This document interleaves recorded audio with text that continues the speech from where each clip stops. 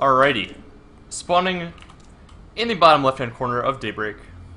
He is from Cole, he is Sasquatch. And in the upper right-hand corner of the map, he's not BabbyTerran. He's a blue Terran. It is Yoigen.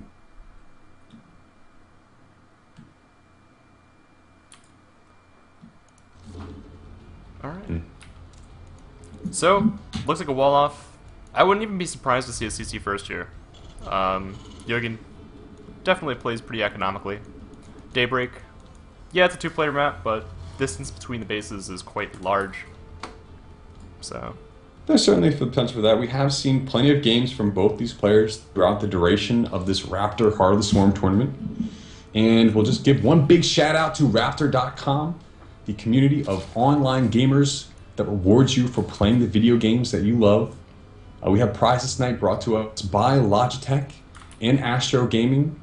And you can follow all these wonderful people on Twitter at Raptr, at Logitech G Series, and at Astro Gaming. And without them, we wouldn't be here tonight. But here we are. TVZ on Daybreak in Heart of the Swarm.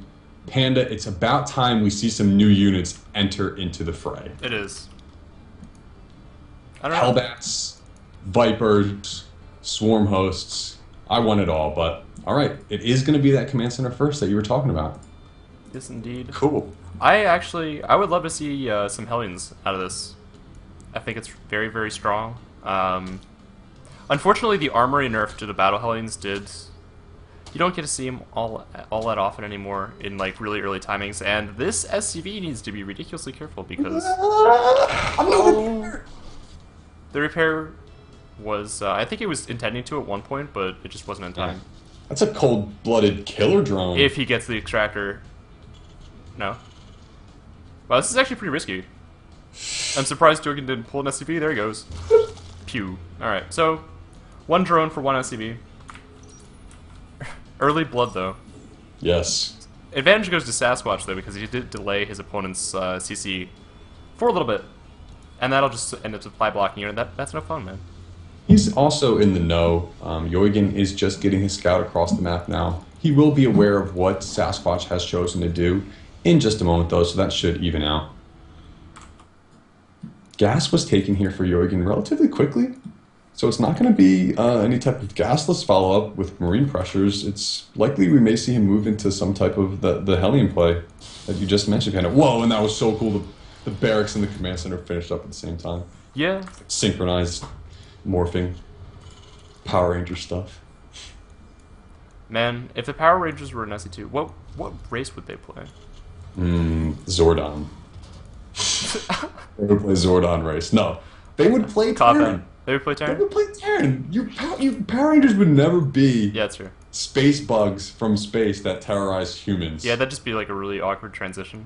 Yeah, maybe like the Pink Ranger would do some kind of horse crap like that, but never like the Red Ranger or the Blue Ranger. You know, Tommy would never betray no. the human race. Hell But no, he man. did turn into a dragon. He did have a dragon face, though. So, my answer is that they would play Night Elf. Okay. Harkening back to Warcraft 3. I can't help it, man. Stefano and Grubby. I'm waiting for Warcraft 4, man. Oh, me too. It's gonna be a If it's glorious all day. after, I'm gonna win so much stuff. We actually see a Roach Horn coming down here, and Sasquatch is off at 2 gas, so he's going to want to push with a couple roaches here. And if the push doesn't work out, then he can just go ahead and use them for defense of his third base, which I will assume is going to go up relatively soon, as we don't have link speed, we don't have a Bailing Nest. This is not an all-in.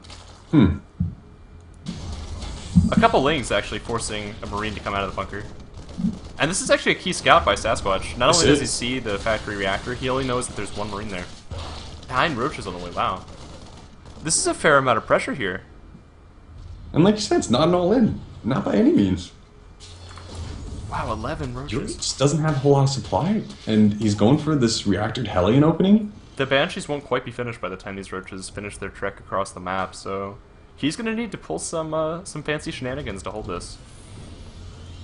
I mean, Hellions are pretty ineffective against roaches in small numbers, and I think the Hellbat was trying to kind of give Terran another option against armored units and whatnot, but the Hellbat really isn't that great against roaches either. Yeah, yeah. Even if he had an armory. I mean, they close the distance so quickly. Roaches do a lot of damage very fast. And if they're able to get in over here... Okay, Yoigen knows now. He knows exactly what's coming. He's pulling his There SUV needs to be a bunker on the high ground. He's making one now. These supply depots will actually buy him a little bit of time. Sasquatch goes to target fire one of those Hellions, but does not end up getting the kill. After seeing the bunker has been evacuated, he knows immediately what is up. Goes for that reactor, but the Banshee's going to be out pretty soon. He needs to pull his SCVs, though, in order to try and combat this. Yeah, bunker on the high ground is not going to finish. Oh, neither is Cloak's going to Cloak. get focused. That's a key loss here. Despite the fact that his opponent does have a lair, and most likely will transition into mutas from this, Cloak would have been very, very nice to launch a counterattack. And here come the SCVs. Oh my gosh. Takes 3 roaches to one-shot an SCV, but with the Banshee DPS here, the SCVs are providing a nice buffer for the Hellions too. And the Yoigen waited long enough that he could take that. And all in all, we have 13 worker kills, so he can definitely be pretty happy with the way that that finished up. And yeah, there's the Spire, so this is ridiculously strong. I really, really like this build out of Sasquatch. Yoigen snuck an SCV down and is making a third command center at his third base, and he's moving his Hellions across the field. There is no static defense for Sasquatch anywhere in sight, and since he's only on Ling composition, I mean, he doesn't have any roaches left over from this. It's just straight Lings and drones and a queen. He does have speed. If he pulls his drones and gets us around on these Hellions, the queens won't be able to target them down, but that's a tall order. Job as is. Yeah. Pretty good, man. And he's restarting Cloak? Yes, he is. Unfortunately, that's going to delay his additional factories, especially with the armor he's making, and his gases are delayed. He doesn't have an engineering bay up. These mutas are just going to own face. I don't know if he can actually get away with this double armory at this point right now, but that Cloak is going to hurt him so hard. Yeah, with the mutas He saw the additional gas. He saw gases 3 and 4 there. It's questionable for him to still go for that double armory. You have to know something's up. Your opponent's teching behind that. There's no third base. I don't know. I feel like Banshees are going to be less effective at harassing the Zerg in the mineral lines just because that Spore Crawler doesn't need an Evolution Chamber. Regardless, Evolution Chambers are down right now, but they're still going to build in time. There's Queens here to go for defense. If he's going to rely on harassment techniques, then he really needs to do a lot of damage with it. And with a Banshee floating in the air, it's going to run into some mutas eventually, and it's just, okay, here we go. A couple of drones are going to get taken down. The mutas are going to evacuate the base. I guess the Queen feels like he can handle himself, but Panda, I don't know if he's actually paying attention to this. Wow, 13 kills already? Holy crap. He's a captain. And yeah, he's going to get a couple more for him, too. Where are the Overseers? Okay, here comes the Overseer. Alright, now Yoigen does know the extent of his opponent's tech choice. But Yoigen doesn't have any defense in his game. He's evacuated SCVs. He's got to build turrets. Oh, here come the Widow Mines, actually. Oh. Oh. Holy crap. And it looks as if the Banshee was cleaned up. But Widow Mines... With his next 2 Widow Mines, if he gets them down fast enough, I think he might be able to hold this. He's not going to get turrets up. One of the main may complete. But alright, Widow Mines, I guess this is where Sasquatch's Heart of the Swarm inexperience may come in as a factor, because I guess he hasn't really felt the power of the Widow Mine yet too much, and these 2 turrets and then oh my god, the SCVs almost got one shot there too because of the splash though. You really need to be careful about that. I didn't know that it's friendly fire. Oh yeah, it is. Come on, it's a Terran unit. Terran units are the only reason friendly fires. Yeah, why don't Colossus? But all of these Bailey's get more, but a huge hit goes off. The reactor and the supply depot goes down, but he didn't get as many Hellions as he may have wanted to there. And Overseer taking the damage from that Widow Mine.